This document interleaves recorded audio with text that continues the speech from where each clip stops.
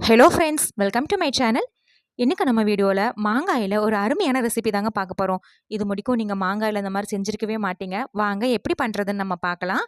இன்றைக்கி மூக்கு மாங்கான்னு சொல்கிற கோமாங்காய் ஒன்று எடுத்திருக்கேங்க. நல்லா காயாக எடுத்துக்கணும். இதை தோல் சீவி எடுத்து வச்சுக்கலாம். இப்போ பார்த்தீங்கன்னா மேலே நல்லா மஞ்சள் கலரில் பழுத்த மாதிரி இருக்குது. ஆனால் அது புளிப்பான காய் மாங்காய் தான். இதை வந்து கிரேட்டரில் வச்சு நல்லா துருவி எடுத்துக்கலாங்க. மிக்சர் ஜாரில் போட்டு கொரகொரன்னு பொடிக்கிறத விட இந்த மாதிரி கிரேட்டரில் வச்சு துருவி எடுத்திங்கன்னா தான் நல்லாயிருக்கும். மிக்சர் ஜாரில் போட்டு நம்ம கொரகொரன்னு பொடிக்கும் போது லைட்டாக தண்ணி விட்ட மாதிரி ஆகிடும். அதனால் கிரேட்டரில் போட்டு நான் காமிச்சிருக்க மாதிரி இந்த மாதிரி துருவி எடுத்து வச்சுக்கோங்க. ரொம்ப பழுத்த மாங்காய் எடுத்துடாதீங்க, நல்ல சுவையாக இருக்காது. முடிஞ்ச அளவுக்கு கொஞ்சம் காயான மாங்காயாக எடுத்துக்கோங்க. இப்போ துருவி எடுத்த மாங்காயை ஒரு ஓரமாக எடுத்து வச்சிடலாம். அடுத்ததாக ஸ்டவ்வில் ஒரு பேன் வச்சுருக்கீங்க. பேன் நல்லா சூடானதுக்கப்புறமா அதில் 3 டேபிள் ஸ்பூன் அளவுக்கு வெள்ளை உருட்டு உளுந்து சேர்த்துக்கலாம். நீங்கள் வெள்ளை உருட்டு உளுந்துக்கு பதிலாக கருப்பு உளுந்தும் சேர்த்துக்கலாம். வெள்ளை உளுந்து பாதி, கருப்பு உளுந்து பாதியும் சேர்த்துக்கலாம். இன்றைக்கி நான் 3 டேபிள் ஸ்பூன் வெள்ளை உளுந்து மட்டுமே சேர்க்கிறேன். இது கூட 1½ டேபிள் ஸ்பூன் அளவுக்கு கடலைப்பருப்பு. எந்த அளவுக்கு உளுந்து எடுக்கிறோமோ அதில் சரி பாதி அளவுக்கு கடலைப்பருப்பு சேர்த்துக்கலாம். சேர்த்துட்டு உளுந்தோட பச்சை மணம் போய் லைட்டாக வறுபட்ட மணம் வரணும். அந்த அளவுக்கு நல்லா வறுத்து எடுத்துக்கலாங்க. நல்லா ஆரம்பத்தில் செவக்க வறுக்க வேண்டாம். லைட்டாக அந்த பச்சை மணம் போய் வறுபட்ட மணம் வருங்களா, அந்த அளவுக்கு நல்லா வறுத்ததுக்கப்புறமா மிச்ச செலவு பொருளெல்லாம் சேர்த்துக்கலாம். இப்போ உளுந்தோட பச்சை மணம் மாதிரி லைட்டாக வறுபட்ட மணம் வருது. இந்த டைமில் இது கூட 1 டேபிள் ஸ்பூன் அளவுக்கு பொட்டுக்கடலை சேர்த்துக்கிறேங்க. பொட்டுக்கடலை நம்ம ஆரம்பத்திலே சேர்த்துருந்தோம்னா உளுந்து நல்லா செவந்து வறுப்பட்டு வரக்குள்ள பொட்டுக்கடலை கருகிடும். அதனால உளுந்து செவந்து வறுப்பட்டு வரும்போது பொட்டுக்கடலை சேர்த்துனதுக்கப்புறமா இப்படி உளுந்தும் பொட்டுக்கடலையும் கடைசியில் பார்த்தீங்கன்னா ஒரே அளவுக்கு வறுப்பட்டு வந்திருக்கும். இந்த அளவுக்கு நல்லா வறுப்பட்டதுக்கு அப்புறமா ஒரு பிளேட்டில் மாற்றி ஆற வச்சு எடுத்துட்டு அடுத்தது அதே பேனில் காரத்துக்காக 3 வரமிளகாய் சேர்த்துக்கிறேங்க. இந்த மிளகாய் நல்லா காரம், நான் 3 சேர்க்கிறேன். உங்கள் காரத்துக்கு தகுந்த அளவுக்கு நீங்கள் மிளகாய் கூடவோ குறையவோ சேர்த்துக்கோங்க. இந்த மிளகாய் கூடவே நல்ல ஒரு கைப்பிடி அளவுக்கு ஃப்ரெஷ்ஷான க்ளீன் பண்ண கருவேப்பிலையும் சேர்த்துட்டு இந்த மிளகாயும் கருவேப்பிலையும் நல்லா மொறு மொறுன்னு வறுப்பட்டு வரணுங்க. அந்தளவுக்கு நல்லா வறுத்து எடுத்துக்கலாம். இப்போ கருவேப்பிலையும் வரமிளகாயும் நல்லா மொறு மொறுன்னு வறுப்பட்டு வந்துருச்சுங்க.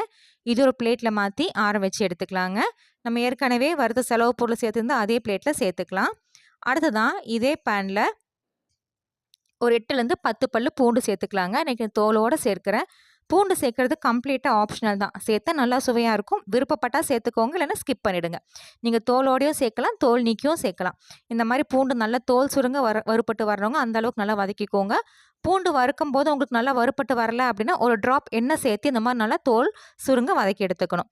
அடுத்ததாக அதே பேனில் 1/2 டீஸ்பூன் அளவுக்கு சீரகம், 1/2 டீஸ்பூன் அளவுக்கு மிளகு, 1/2 டீஸ்பூன் அளவுக்கு வரமல்லி அதிகமாக சேர்த்துட வேண்டாங்க. 1/2 டீஸ்பூன்லேருந்து 1 டீஸ்பூன் மேக்ஸிமம் சேர்த்துனோம்னாலே நம்ம எடுத்துருக்கிற உளுத்த பருப்புக்கு சரியாக இருக்கும். இது எல்லாத்தையுமே நல்லா செவந்து வறுபட்டமான அளவுக்கு வறுத்து எடுத்துக்கணுங்க. இந்த மாதிரி நல்லா செவந்து வறுப்பட்டு வந்ததுக்கப்புறமா ஒரு பிளேட்டில் மாற்றி எடுத்து வச்சுக்கலாம். அடுத்தது நான் ஒரு நான்ஸ்டிக் பேன் வச்சுருக்கீங்க. இதில் நம்ம துருவி வச்சுருந்த மாங்காயை சேர்க்க போகிறோம். மற்ற பேனில் நம்ம ஏற்கனவே நான் செலவு பொருளை வறுத்த பேனில் சேர்க்கும் போது உங்களுக்கு அடிப்பிடிக்கும். அதனால் நான்ஸ்டிக் பேனில் சேர்த்துருக்குறேன். நீங்கள் அதே பேனில் வறுக்கிற மாதிரி இருந்தால் கொஞ்சம் எண்ணெய் சேர்த்து வறுத்து எடுத்துக்கோங்க. இப்போ நான் நான்ஸ்டிக் பேனில் சேர்க்கறனால எண்ணெய் சேர்க்கலை. இது வந்துட்டு பார்த்திங்கன்னா ஒரு 5லேருந்து 8 நிமிஷம் இந்த மாங்காயில் இருக்கிற ஈரப்பதம்லாம் சுத்தமாக போயிடணும். அந்தளவுக்கு நல்லா வறுத்து எடுத்துக்கணும். நல்லா உதிரியாலாம் வராதுங்க, கொலகொலன்னு தான் இருக்கும். ஆனால் மாங்காயில் துளி கூட ஈரப்பதம் இல்லாமல் நல்லா வறுத்து எடுத்துக்கணும். இப்போ பார்த்தீங்கன்னா மாங்காயில் கொஞ்சம் கூட ஈரப்பதம் இல்லை. ஈரப்பதம்லாம் போயிட்டு இந்த மாங்காய் மட்டுமே அதோட ஒன்றோட ஒன்று ஒட்டி இருக்குது. இந்த அளவுக்கு நல்லா வறுத்து எடுத்துக்கணும். இது ஆறுனதுக்கப்புறம் எடுத்து பார்த்தீங்கன்னா கையில் கொஞ்சம் ஒட்டாமல் அப்படியே உதிரியாக இருக்கும். இது ஒரு பிளேட்டில் மாற்றி ஆற வச்சு எடுத்துக்கலாம். இப்போ பிளேட்டில் மாற்றி வச்சுருக்கேன். நல்லா ஆறுனதுக்கப்புறம் பார்த்தீங்கன்னா இந்த மாதிரி ஒன்றோட ஒன்று லைட்டாக அப்படியே ஒட்டாமல் இருக்கும். ஈரப்பதம் துளியும் இல்லாமல் இருக்கணும். இந்த அளவுக்கு நல்லா வறுத்து எடுத்து வச்சுக்கோங்க. அடுத்ததாக ஒரு ட்ரையான மிக்சர் ஜார் எடுத்துக்கலாங்க. அதில் ஏற்கனவே நம்ம வறுத்து வச்சுருந்து செலவு பொருள் எல்லாத்தையும் சேர்த்துக்கலாம். இதில் சேர்க்கும் போது பூண்டு மட்டும் தனியாக எடுத்து வச்சுருங்க. பூண்டும் மாங்காயும் கடைசியாக சேர்த்துக்கலாம். இப்போ நம்ம வறுத்து வச்சுருந்த உளுத்தம்பருப்பு, கடலைப்பருப்பு அது மட்டும் இது கூட சேர்த்துக்கலாம். சேர்த்துட்டு இது கூடவே 2லேருந்து 3 பிஞ்ச் அளவுக்கு பெருங்காயத்தூள் சேர்த்துக்கலாங்க. நான் பெருங்காயத்தூள் சேர்க்கறனால இந்த டைமில் சேர்க்குறேன். நீங்கள் கட்டி பெருங்காயம் சேர்க்குற மாதிரி இருந்தால் சீரக மிளகெல்லாம் வறுத்தீங்க இல்லையா, அப்போவே கட்டி பெருங்காயம் சேர்த்து வறுத்து எடுத்துக்கோங்க. இதுக்கு தேவையான அளவு உப்பும் சேர்த்துட்டு பல்ஸ் மோடில் கொரகொரப்பாக 2லேருந்து 3 டைம் அடித்து எடுக்கணும். இது முழுசாக ஓட்டிடாதீங்க, பல்ஸ் மோடில் அடிச்செடுக்கணும். இந்த பொடி ஃபுல்லாமே பல்ஸ் மோடில் தான் அடிக்கணும். 2லேருந்து 3 டைம் நான் காமிச்சிருக்க மாதிரி அந்த பருப்பெல்லாம் அங்கங்கே தட்டுப்படுற மாதிரி கொரகொரன்னு அரைச்செடுக்கணுங்க. ரொம்ப நைஸாக அரைச்சிடாதீங்க, நல்லா சுவையாக இருக்காது. இந்த மாதிரி கொரகொரப்பாக அரைச்சதுக்கப்புறமா இது கூட நம்ம வறுத்து எடுத்து வச்சுருந்த பூண்டு தோலோடு அப்படியே சேர்த்துக்கலாங்க. தோலோடு நல்லா அரைப்பட்டு வந்துடும். துளி கூட தோல் இருக்கிறது தெரியாது. இந்த தோலோடு சேர்த்துட்டு வறுத்து எடுத்து வச்சுருந்த மாங்காயும் இது கூட சேர்த்துக்கலாங்க. உங்களுக்கு அந்த மாங்காயில இருக்கிற ஈரப்பதம் சுத்தமா போயிரும். கையில அது அப்படியே ஒட்டவே ஒட்டாது. ஒரு நம்ம 10 நிமிஷத்துக்கிட்ட நல்லா வறுத்ததுல பார்த்தீங்கன்னா, இந்த அளவுக்கு நல்லாயிருக்கும். இப்ப இத மூடி வச்சுட்டு, பல்ஸ் மோட்ல 2 டைம் ஓட்டுனீங்கன்னா போதும். ஃபுல்லா அடிச்சிடாதீங்க. பல்ஸ் மோட்ல 2டே டைம் ஓட்டுனீங்கன்னா, சூப்பரான சுவையான மாங்காய் பொடி ரெடிங்க. இது சாதத்தோட சாப்பிட்றக்கு, இட்லி தோசை கூட சாப்பிட்றதுக்குலாம் அருமையான காம்பினேஷனா இருக்கும். சுட சுட சாதம் வச்சு, அதில இந்த மாங்காய் பொடி போட்டு மேல நல்லெண்ணெய் ஊத்தி சாப்பிட்டீங்கன்னா, டேஸ்ட் அட்டகாசமா இருக்குங்க.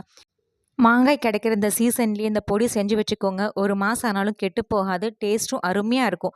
நம்ம எப்பயும் சாப்பிட்ற பொடியிலேருந்து வித்தியாசமா மாங்காய் மணத்தோட, பூண்டு மணத்தோட அருமையா இருக்குங்க.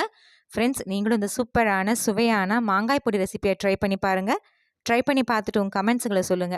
உங்களுக்கு இந்த வீடியோ பிடிச்சிருந்துச்சுன்னா, மறக்காம நம்ம சேனலுக்கு சப்ஸ்கிரைப் பண்ணுங்க, லைக் பண்ணுங்க, ஷேர் பண்ணுங்க.